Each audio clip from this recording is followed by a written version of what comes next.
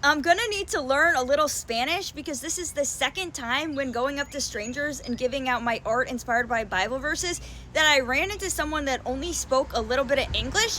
But this time I had better success because I did not give up. So I was outside waiting on the bench with my dog while my parents were in the grocery store, and the bench next to me was these two women. I was a little nervous to ask them because what if they rejected me? Now I'm literally sitting right next to them, right? It's not like I can go and run away. But anyways, I go up to them, I ask them, right? She's looking at them, and then she says how she only speaks a little bit of English, right? So then I just said like, oh, do you know who Jesus is? And then she pointed up and said, Jesus. And then I said, yeah, because I figured they probably heard the word Jesus before, so they would know what I was talking about. So she picked out two of them, and so I pointed to the back, and I showed her what she had was Galatians 6:9, and I just pointed to this so that she could probably see like, oh, this is obviously like a Bible verse, right?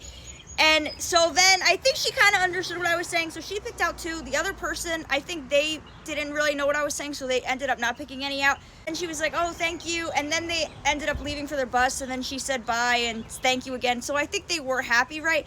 And because it's a painting, obviously, no matter what language you are, you can interpret a painting and you can be able to appreciate it and kind of know what it means, right? And so looking back, obviously what I could have done was like whipped up Google Translate on my phone. So I'm thinking that either I could try to memorize this or I can just have this on my phone to next time be able to ask someone. What I can also do is print some of these out that are also in Spanish and have some of those with me. First time when I asked someone that didn't speak that much English, they were walking and I had my dog with me, and my dog was being a little bit reactive, barking at the lady, kind of getting scared.